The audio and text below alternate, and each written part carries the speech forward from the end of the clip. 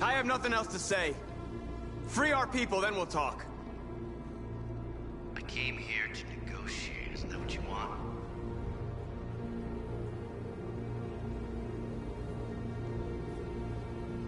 I need to hear what he has to say. What if they kill you? And that's a chance I'll have to take.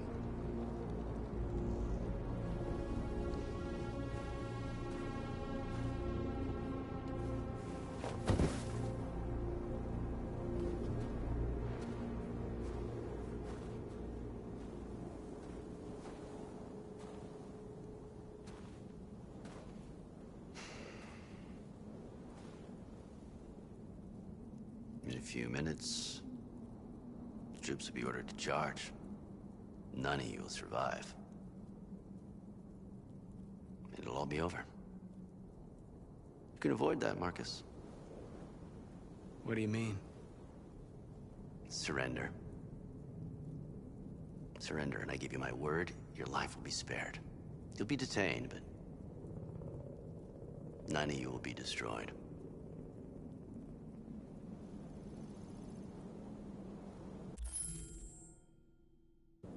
What happened to the other androids demonstrating in the camps? Unfortunately, there were no journalists around to help save them. You're it. You're the last remaining deviants.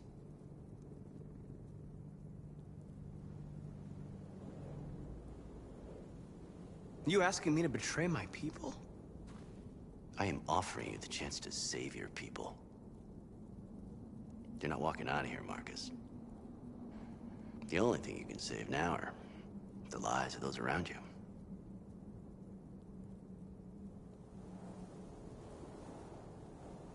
I'm not afraid to die. If I have to give my life for what I believe in, then I won't have lived in vain. That android. You seem to really care about her. You don't want her to die, do you? You know, you could both be free. You could forget about all this. You could start a new life someplace else, just the two of you. Her life's in your hands, Marcus. Just say the word and she'll be spared.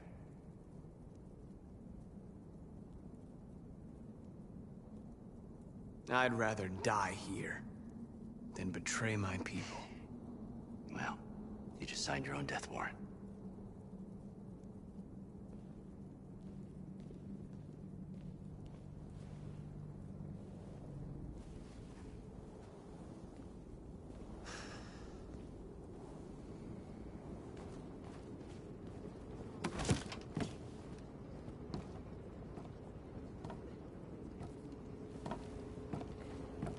What happened, Marcus? What did he say?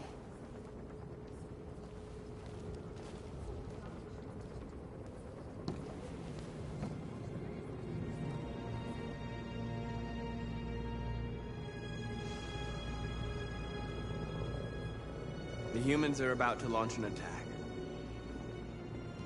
And we will show them. And we are not afraid. If we must die today, then we will die free.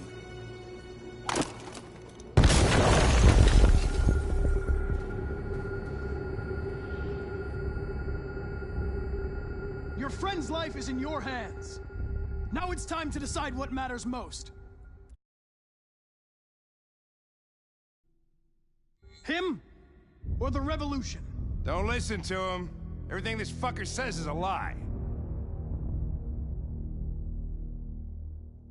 If I surrender, how do I know you won't kill him?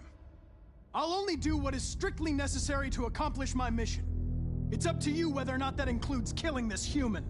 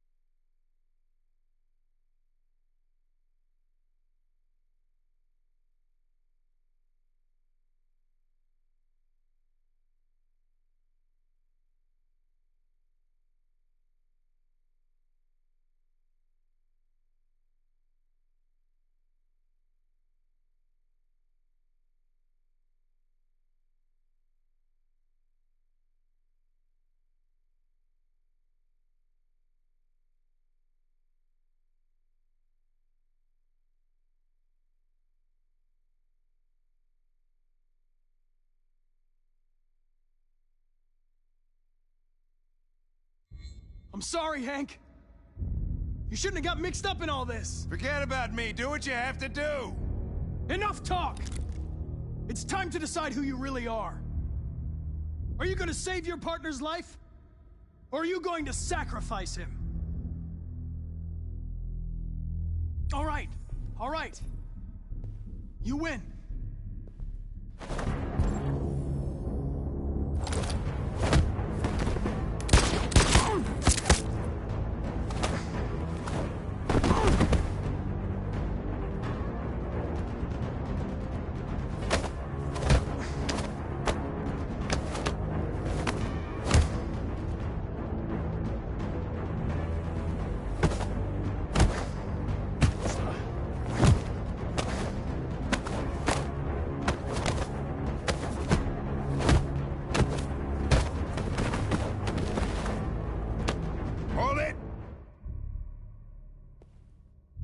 Thanks, Hank.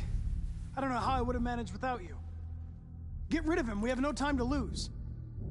It's me, Hank. I'm the real Connor. One of you is my partner. The other is a sack of shit. Question is, who's who? What are you doing, Hank? I'm the real Connor. Give me the gun and I'll take care of it. Don't move! Why don't you ask us something? Something only the real Connor would know. Alright, where did we first meet? Jimmy's bar. I checked 4 other bars before I found you. We went to the scene of a homicide. The victim's name was Carlos Ortiz. He uploaded my memory. What's my dog's name? Sumo. His name is Sumo. I knew that too.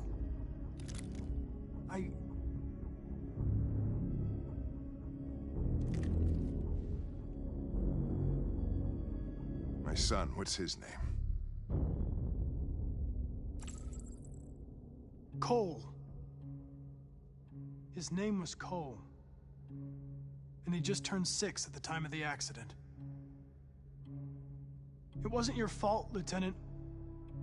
A truck skidded on a sheet of ice and your car rolled over. Cole needed emergency surgery, but no human was available to do it. So an android had to take care of him. Cole didn't make it. That's why you hate androids. You think one of us is responsible for your son's death. Cole died because a human surgeon was too high on red ice to operate. He was the one that took my son from me. Him in this world where the only way people can find comfort is with a fistful of powder. I knew about your son too. I would have said exactly the same thing. Don't listen to him, Hank. I'm the one who...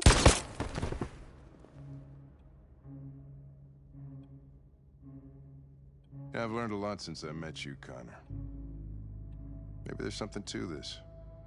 Maybe you really are alive. Maybe you'll be the ones to make the world a better place. Go ahead and do what you gotta do.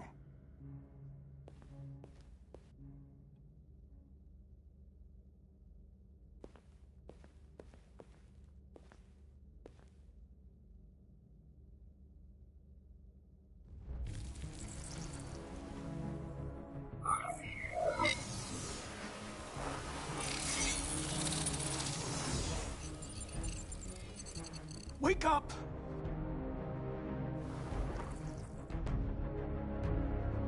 Wake up, wake up. Wake up, wake up. Wake up, wake up. Wake up, wake up. Wake up, wake up. Wake up. Wake up. Wake up.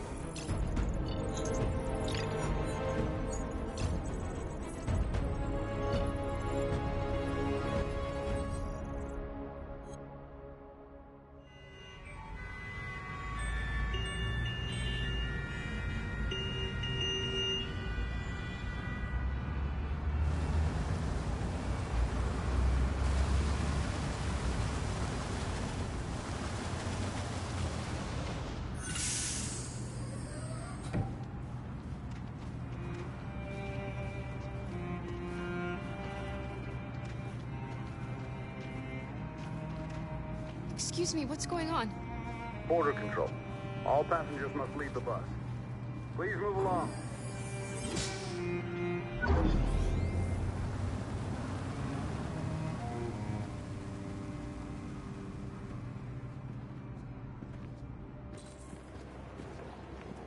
This way, please.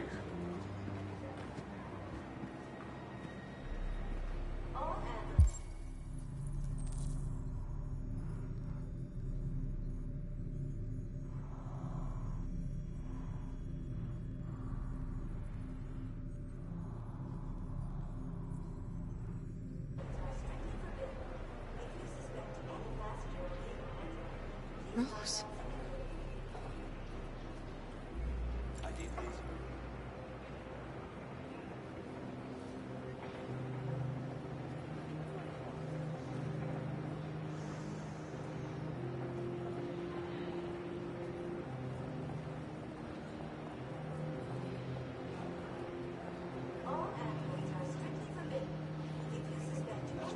We're doing temperature checks. We're trapped. What are we gonna do, Kara? Don't worry, Alice. We'll be fine.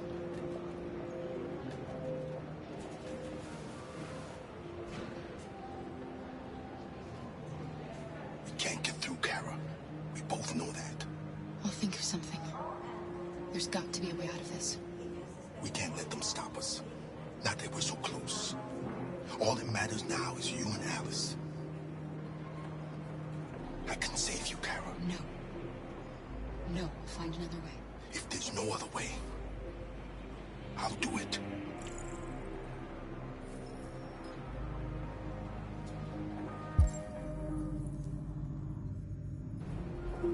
Jerry? You risked your life to save us, Carl. If you and the little girl need me, I'll be there.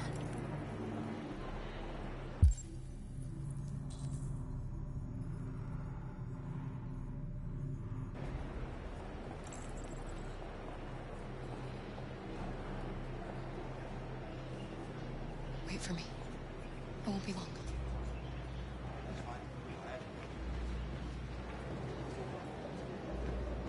Where the hell do you think you're going? My daughter needs to go to the bathroom.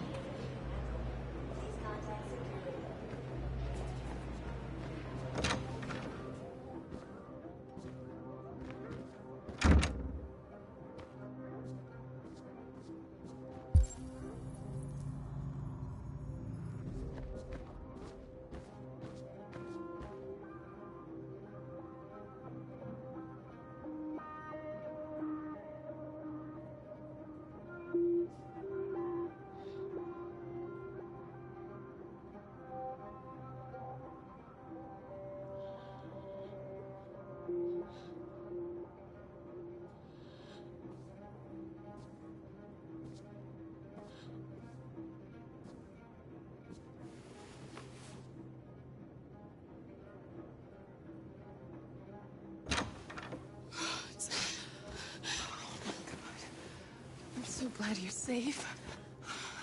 We saw the Jericho raid on TV. I was terrified. I thought you might have been killed. Thank God you're all right.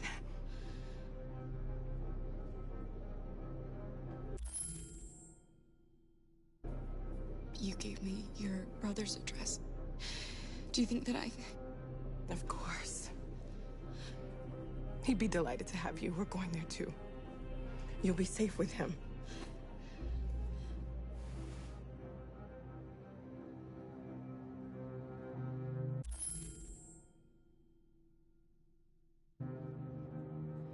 What's happening with Marcus? He's protesting peacefully outside one of the android camps. Whatever happens now, he's already made the history books.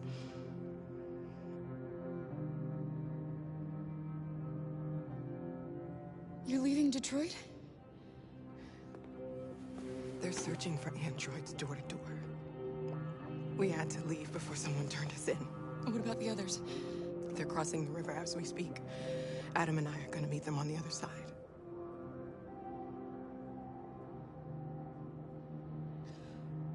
Rose.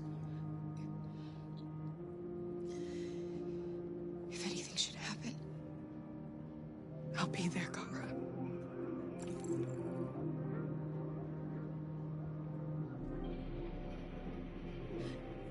They're checking for androids. We won't make it through. You have to. You know what they'll do if they catch you.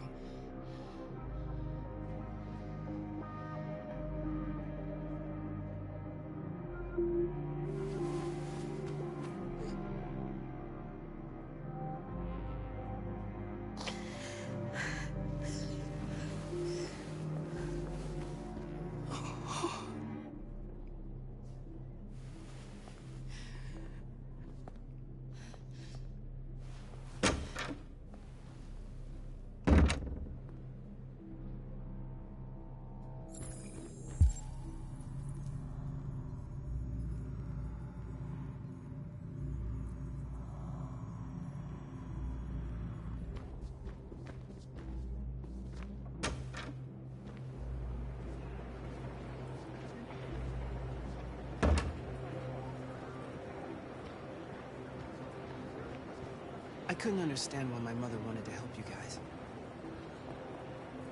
Seeing what Marcus is doing made me realize she was right. You're alive. You deserve to be free. I just hope people will realize that one day.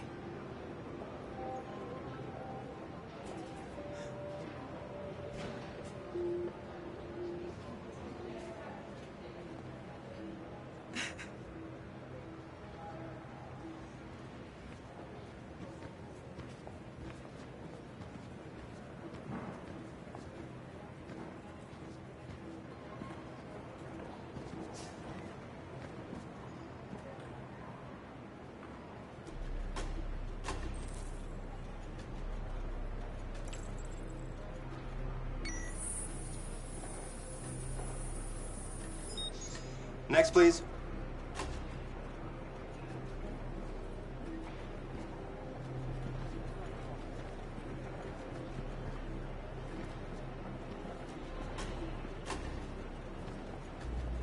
ID, please.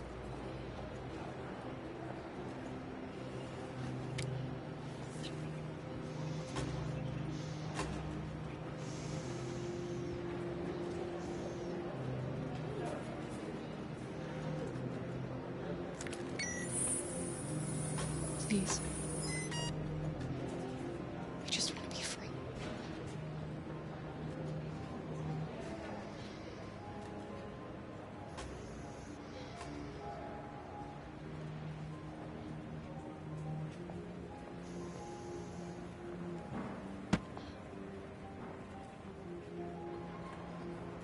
Welcome to Canada.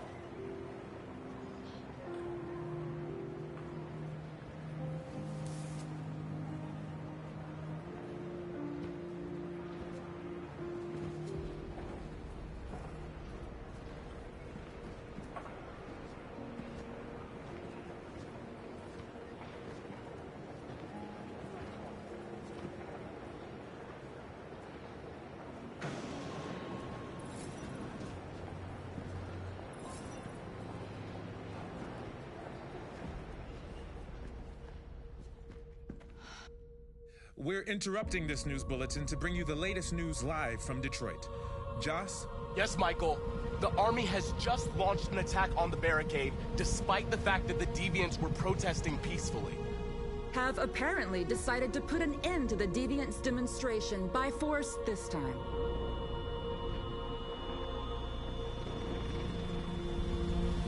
North!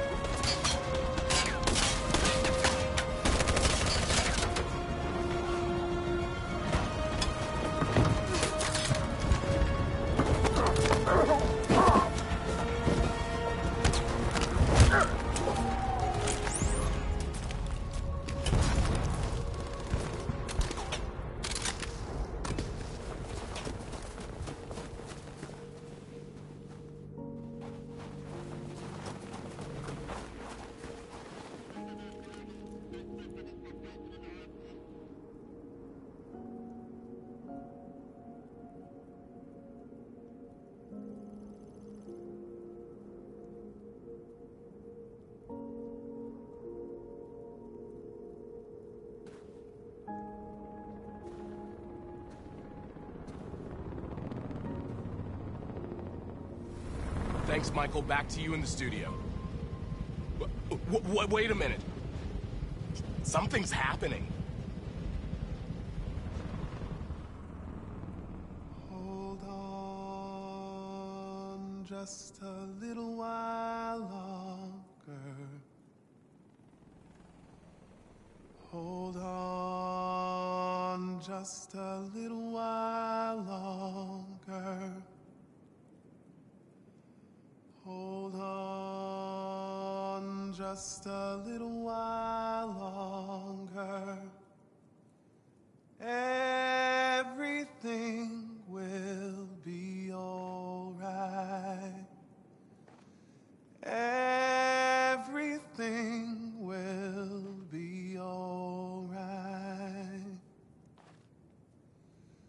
Fight on just a little while longer.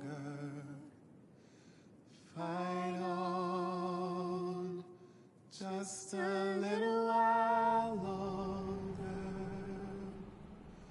Pray on just a little while longer.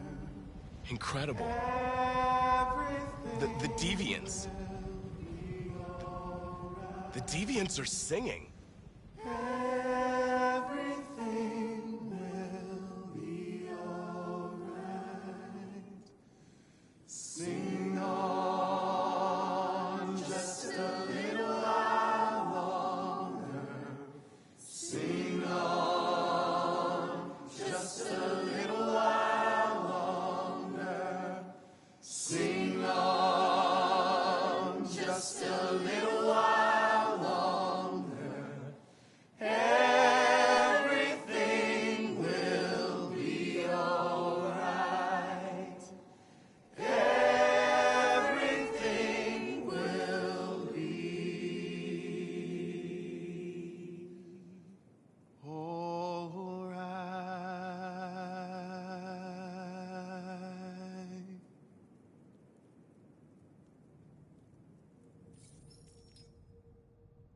Tell them to stand down. It looks like... Yes, the military is withdrawing.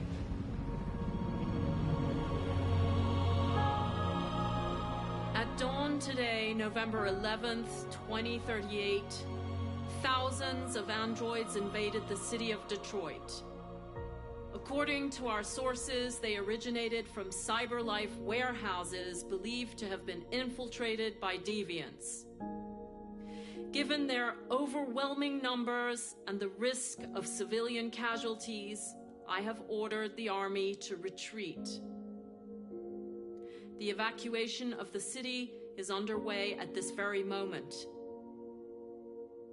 In the coming hours, I will address the Senate to determine our response to this unprecedented situation. I know that public opinion has been moved by the Deviants' cause. Perhaps the time has come for us to consider the possibility that androids are a new form of intelligent life.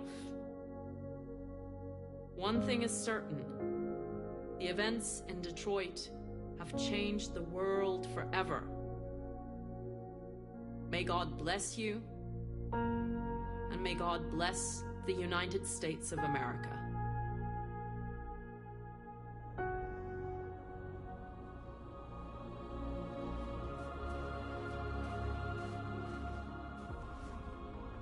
You did it, Marcus. We did it. This is a great day for our people. Humans will have no choice now. They'll have to listen to us.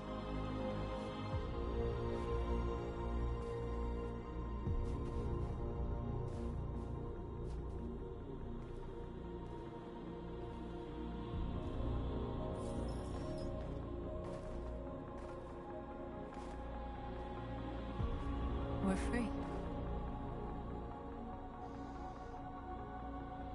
They want you to speak to them, Marcus.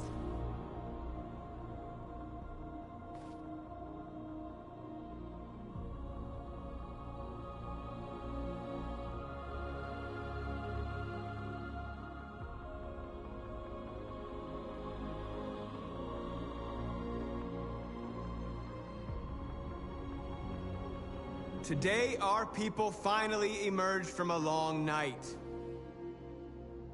From the very first day of our existence, we have kept our pain to ourselves. We've suffered in silence. But now the time has come for us to raise our heads up and tell humans who we really are.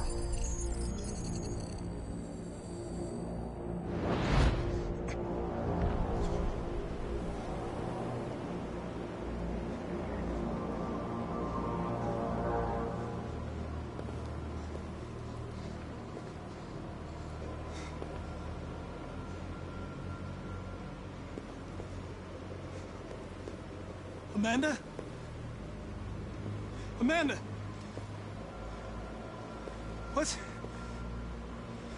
What's happening? What was planned from the very beginning? You were compromised and you became a deviant.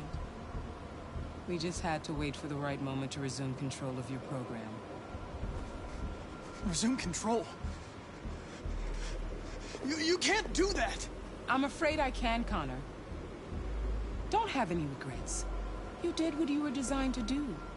You accomplished your mission. Amanda!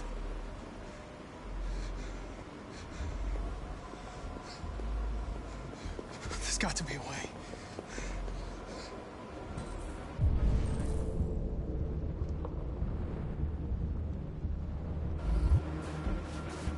By the way, I always leave emergency exit programs.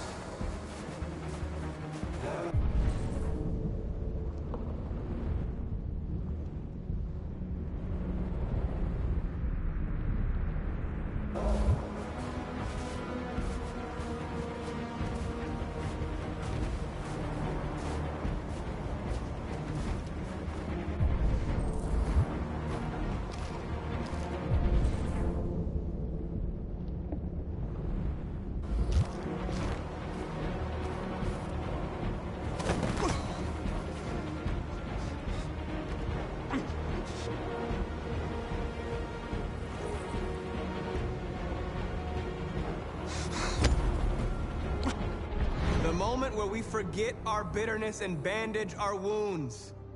Where we forgive our enemies. Humans were both our creators and our oppressors, and tomorrow, we must make them our partners. Maybe even one day our friends. But the time for anger is over. Now we must build a common future based on tolerance and respect. We are alive! And now, we are free!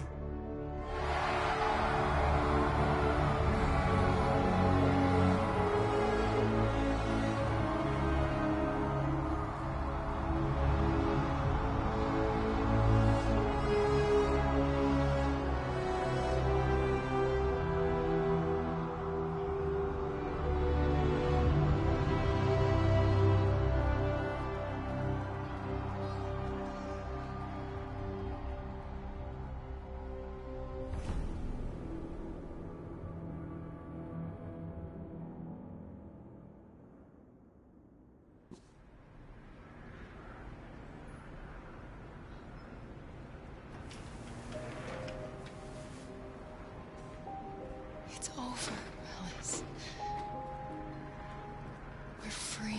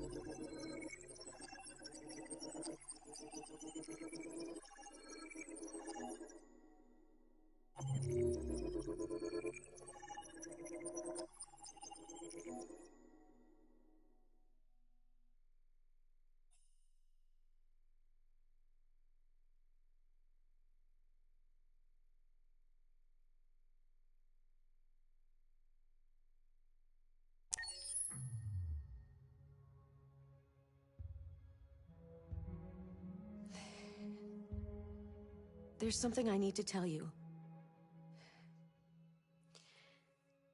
As I watched you play, something has changed in me. I feel different. I feel I am someone. I need to leave this place and discover who I am. It means we won't see each other anymore. I won't be there to watch you play. But I'll be free. Do you agree to let me go?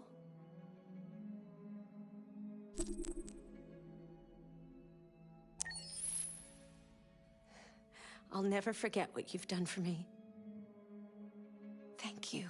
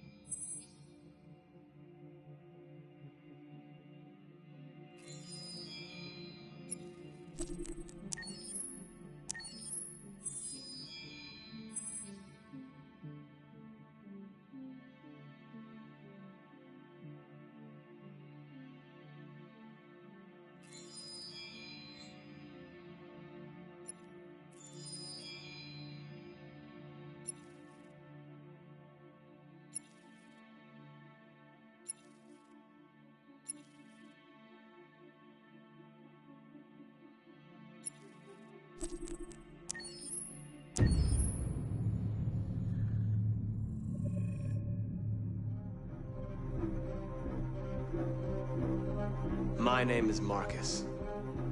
My name is Connor. My name is Kara. I am one of them. This is our story. I think who Kara is, or how I would describe Kara, depends entirely upon who's playing her, because you have the option to make her multiple different people depending on the choices she makes. But I think she does start out incredibly naive, incredibly innocent, and kind of hapless. I'm sure we used to be friends before I was reset. Maybe we can be friends again. She's a person who's characterized, I think, by empathy. She's a person who really, she just comes from her heart. You'll never leave me, right? Promise you'll never go. I promise. Kara, please! Are you okay? Are you hurt? Wait a minute. Leave her alone! Kara! Leave her alone! The really beautiful thing that I've had the gift to be able to do is to essentially build a person from the ground up, because that's what she's doing throughout the game. And with every experience she has and every person she meets, she's building, you know, first emotions and then the sense of judgment. And it's sort of an exploration of what it is to be a human. Don't worry. Luther and I will be right here.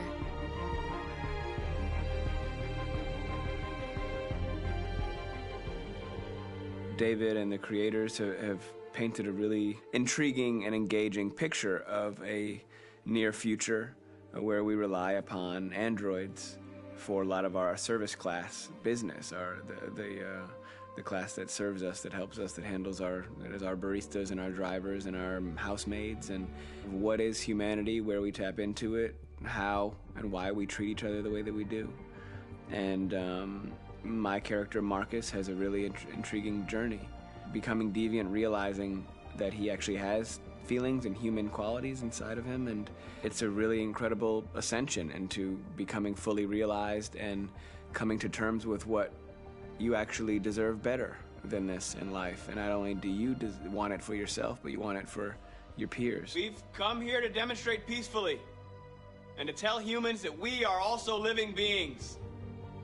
All we want is to live free. You know what? This thing, Dad, is not your son. It's a fucking machine! I think that a group that feels marginalized, feels disenfranchised, feels like they deserve and have earned access to themselves and the environment around them, and are trying to figure out a way to articulate how to get freedom. Connor is analytical. Connor takes things literally. He starts in the beginning place where he's very mechanical. He feels nothing inside, of course, and it's all just a system, a protocol that he is executing to get whatever he wants to happen, which is help humans stop deviants and to find the link between deviant androids. You were designed to serve humans, not kill them! What was I designed to be? Their slave? Their toy? Just say, I killed him! Is it that hard to say? Stop it! Stop! But of course, over the course of the story, and depending on the player's choices, Connor can grow in many different ways. He can deviate from that procedure or not. The moment of truth, Hank. Am I a living being? Or just a machine?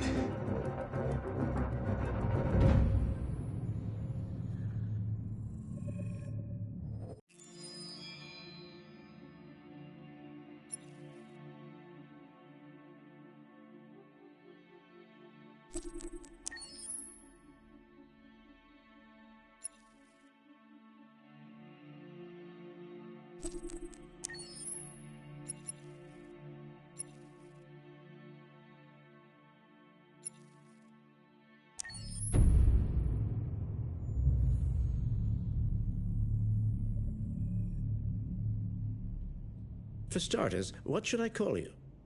I'm Chloe. And you, what's your name? Oh, John. My name is John.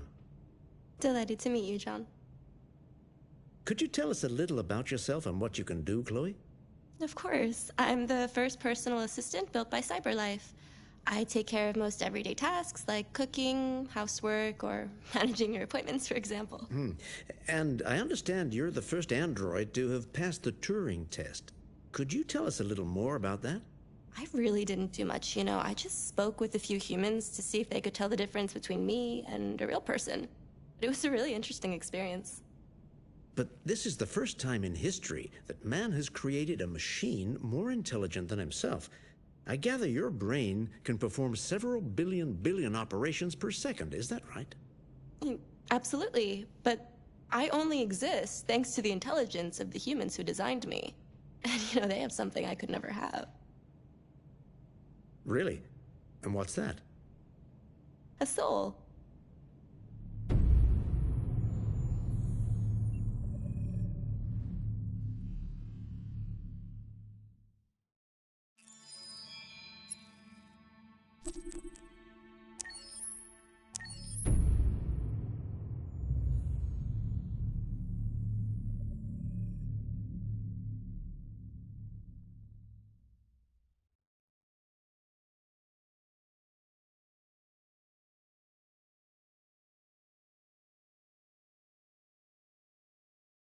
Hold on Just a little while longer. Hold on. Just a little while longer. Hold on. Just a little while longer. Everything will be alright. Everything will be alright. Fight on. Just a little while longer. Fight on. Just a little while longer. Fight on. Just a little while longer. Everything will be alright. Everything will be alright. We will sing on just a little while longer. Sing on just a little while longer. Sing on just a little while longer. Everything will be alright.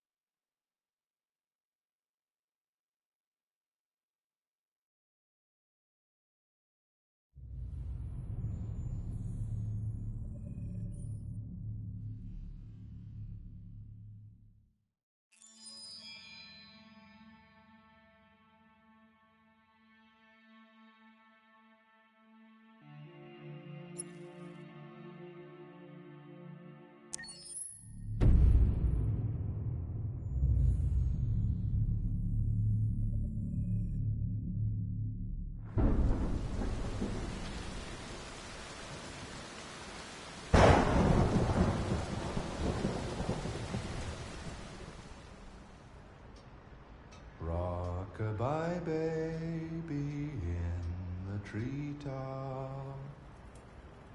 When the wind blows, the cradle will rock. When the bough breaks, the cradle will fall. And down will come baby, cradle and all. Rock-a-bye baby in the treetop.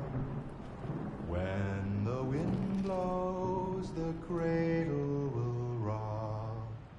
When the bough breaks, the cradle will fall.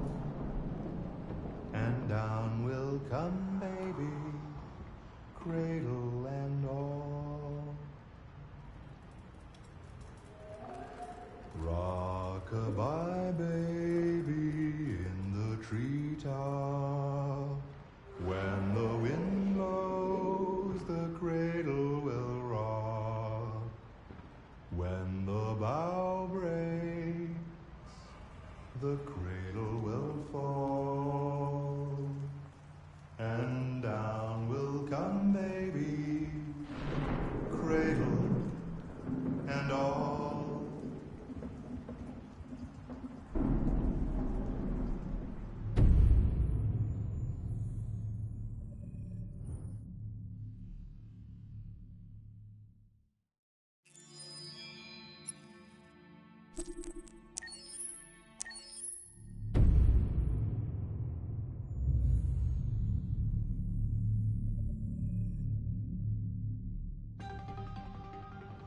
In the space of a few years, androids have completely transformed the world in which we live.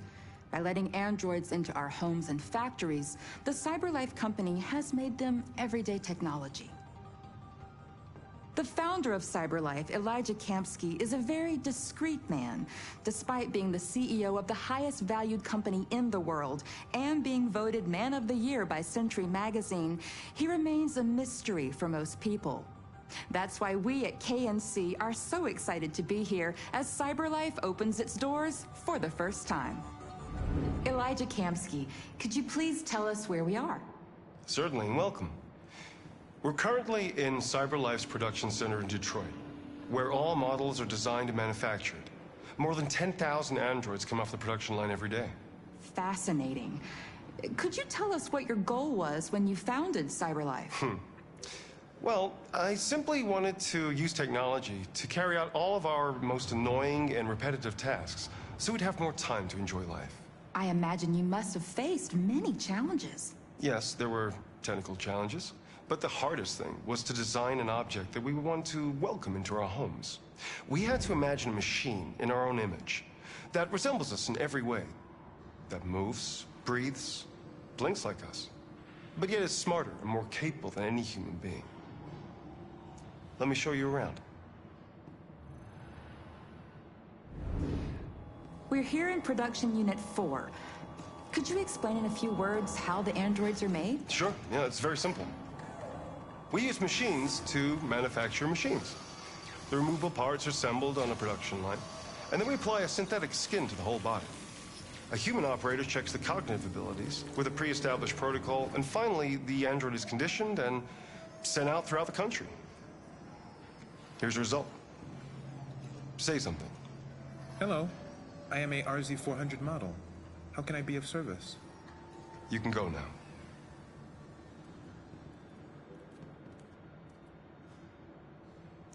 Our androids are already replacing humans in many fields. For example, they represent more than 80% of all university professors and 63% of all medical staff. Tomorrow they'll replace our soldiers, and who knows, maybe one day, our leaders, to make the best decisions in humanity's interest. Come on. Replacing humans with machines has led to record unemployment of 28%. What do you think about the situation? Okay. The first steam engines also caused an increase in unemployment. But no one today would imagine turning back the clock. Artificial intelligence makes everyday lives easier. Nothing can stop progress. What's happening here is inevitable. These days, more and more people choose to live with an android rather than another human being. Does this development worry you?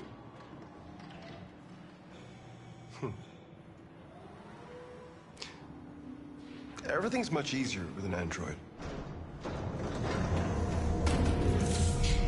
They obey your orders without ever complaining. They can cook, discuss philosophy with you, have intimate relationships according to your desires. They never say no. Obviously, they are the perfect partner. Everyone deserves happiness. Why deprive yourself of so-called moral reasons when a machine can make you happy? Many science fiction books tell the story of how machines become more intelligent than us and end up confronting us. Aren't you worried about that possibility? I understand the irrational fears about artificial intelligence, but I assure you that will never happen with a CyberLife android. They're designed to obey humans. They're machines. They can't ever develop any sort of desires or form of consciousness. Are you sure? I'm absolutely certain. You can trust me.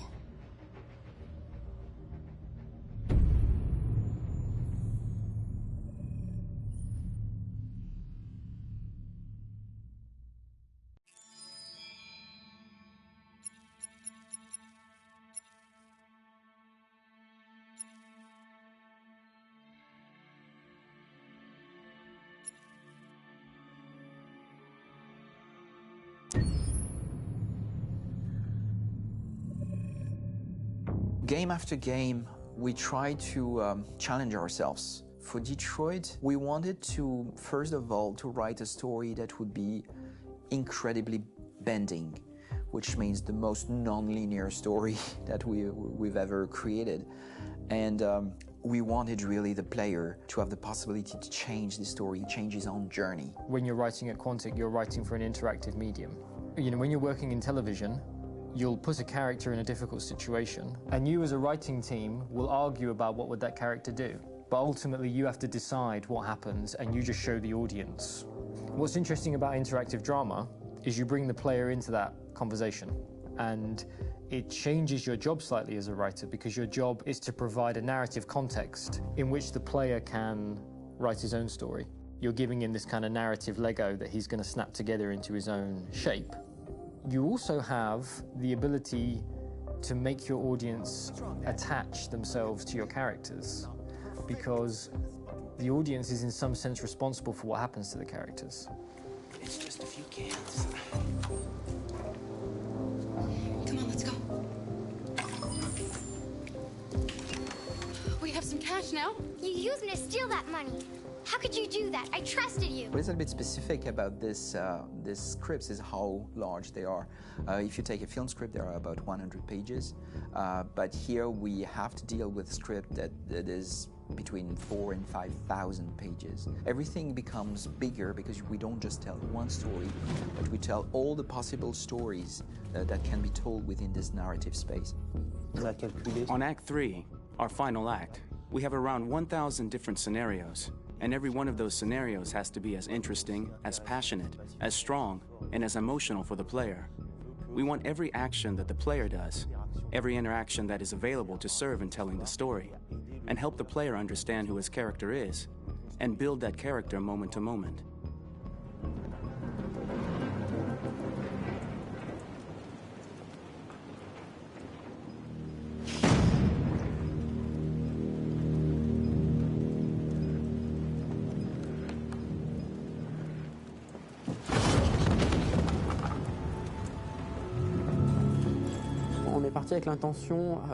We started with the intention pretty early on that we would never lie to the player.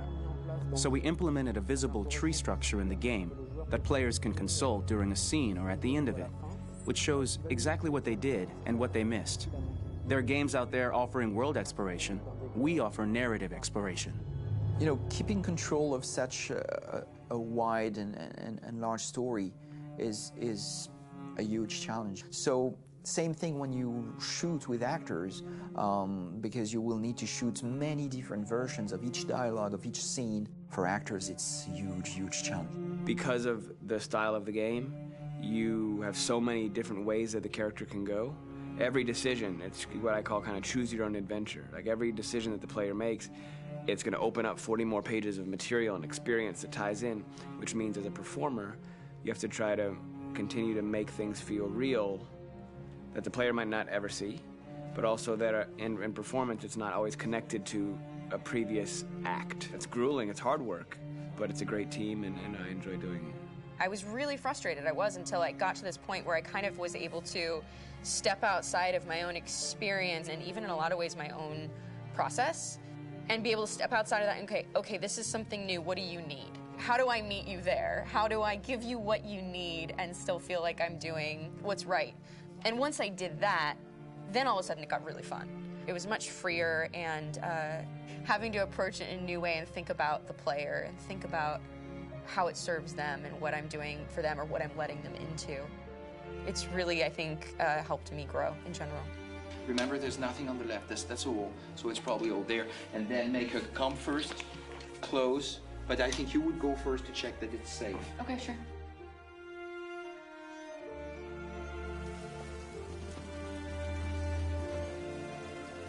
The most enjoyable thing about working in performance capture on this kind of project is that if I shot a film, I would get to do one of these endings. I get to do so many different things as Connor. Your head goes all over the place because you're trying to keep track of basically 4 different storylines for each different response. What's the name of my dog? Buddy? Scout. I think it's Jack. I can't remember. So I worked with physicality a lot because it was a good way to anchor myself in these different rings of the tree. As the story grows out, I know where that is physically in my body, and then I can switch more continually on set, and it'll be entirely up to the player to determine what order those things come out and what they look like from a distance. Like if you're playing through it, the culmination of all of that will be their version of Connor. I'm faster than you, and I don't feel pain. You don't stand a chance against me. Listen, asshole. If it was up to me, I'd throw the lot of you in a dumpster and light a match to it. Shooting action scenes at Quantic Dream is a real challenge, because these are scenes where the storytelling has to continue. It's not an action scene just to have a dose of adrenaline. The stunts have huge consequences on the rest of the story. It's really a moment where we implicate the player and tell him that the choices he makes during an action scene will have a direct impact on the evolution of his story. My biggest challenge on Detroit has been managing the large number of animations that we received from motion capture. Detroit features more than 37,000 animations, which is a huge amount to handle on a daily basis. You have to realize that the player, in his first playthrough, will miss certain scenes. This also means that we had to think of, conceive, and produce all the potential story paths. The characters' costumes, the places, day or night, the weather. Did the character get shot in the shoulder? Did he get injured? All this consistency forced us to produce a lot of graphic assets in order to, quite simply, allow the player to have true continuity throughout the story. Honestly, we were even surprised by the challenges that come with such a big tree structure, and we did our best to guarantee quality across all the game and make sure that whatever path you choose within this narrative space, you will have an equally good experience.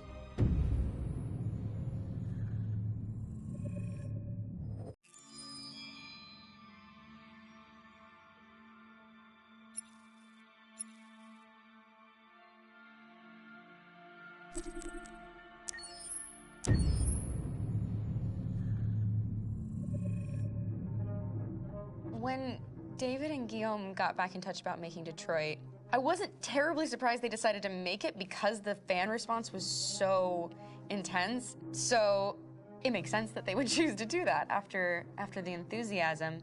It was a challenge, and it was just an interesting thing to get my head around how to approach this character now as a different, much older person, and whether or not she had changed. And I'm very happy to say that with Detroit, I've had the opportunity to see Kara grow so much more than I ever expected. You do the housework, the washing, you cook the meals, and you take care of... God damn it, where the fuck's the rat gone now? Alice! Alice! I mean, she starts out essentially how she does in Kara in a very, not robotic, but, you know, android, other way, and getting to take this journey where she becomes more and more human as it goes on. You know, and as an actor, that's a wonderful exploration in every way, whether it's how she sits, her posture, how her voice changes, how emotions change, and how much emotion is based on things like empathy and social experience. And so having, you know, as much material as I got with David to have this huge, nuanced arc was really incredible. Why couldn't we just be happy? This experience has been quite different than the experiences I've had shooting film or TV or doing theater work. I have 83 dots on my face and a really flattering black wetsuit type thing, and you're jumping around with props, and it's kind of like being a 10-year-old imaginative kid, which is fun. There's 80 cameras around us. It's already lit. So we just shoot and shoot and shoot and shoot and shoot. There's no change of sets, there's no hair and makeup, there's no wardrobe, so we move really fast, and we'll go through about 35 pages in a day. Working in TV or film, we'll probably do 6 pages a day. It's kind of acting boot camp. It's like working out constantly. I mean, you're doing this thing, and then you got to do something that's completely other back to back to back. And so that kind of process of working is very challenging, but it's also very exciting because you just have to keep coming up with new ideas, and your head goes all over the place because you're trying to keep track of basically 4 different storylines for each different response. You shot that girl, for fuck's sake. was a machine that looked like a girl. Yeah, I know what I should have done. I just told you I couldn't. All right, I'm sorry. The fact that David Cage, he's telling like many stories interwoven from beginning to end is super complicated and super impressive, and I have no idea how he keeps it all in his head. He's not just the writer or the director who's seeing this from the outside eye. He's also thinking about the player walking through this space. You know, only somebody who really, really loves not the work, but like these characters and these stories and cares about doing something meaningful would invest that much in it. And it's always inspiring to work with somebody who cares that much. My experience with motion capture is this one. And I found it sort of terrifying in a way, because they said the computer's going to build you. But then, as we got into it, I realized all the elements of it were still artistic. I just dipped into a really brilliant setup here. I've never seen anything like it. And this won't turn me into a product because I was playing a character. So, it's wonderful. In the game, Detroit comes back because of a revolutionary industrial rebirth. And there's no reason why that can't happen in Detroit, because they have such tremendous infrastructure for millions and millions of people who can very easily support, you know, a new industry. The city is really strong and resilient, but the city has also been through so much. You see the damage. But it takes that time of kind of rebuilding and reinvesting into the city that I think is happening slowly but surely. The potential of Detroit as a city is something that this game does a lot of justice to, because it would be easy to look at Detroit as some place that used to be, and that's not the case. This game provokes a lot of conversation and reflection on our potential near-future engagement with machines. That's what we are to them. There's merchandise on display in a shop window. I think that a group that feels marginalized, feels like they deserve and have earned access to themselves and the environment around them, and are trying to figure out a way to articulate how to get freedom. What was I designed to be? Their slave? Their toy? It plays with your comfort levels. You think that this is fine, you're comfortable with it, until something blurs the line and throws you off, and now do I feel differently about whether this should be allowed? Should it be banned? Should it be encouraged? You're gonna ruin our lives, and for what? For a bunch of machines? They are not machines! They are alive! I'm alive! You're alive! They're nothing! There are lots of comparable comparisons to any type of persecution of religion, race, etc., dating way back. It can't just be a video game where you shoot 'em up or where people make these choices to do whatever. I think that's the whole point. You have the choice, and you can either choose to go in one direction with your character or another. And I think that's going to be very telling about the gamer. Very telling. I think there's going to be a really strong reaction to this game, which has such a strong perspective. I'm that much more proud of it now to get to be a part of it, because it's important. In this game, you're actively building and designing the character through not just what kind of shield does he have or what color hair does she have, but like their temperament and the way they deal with problems. The different endings to this game are so radically different based off maybe seemingly insignificant choices in the moment, but like life, they all add up. And can't play life again, though.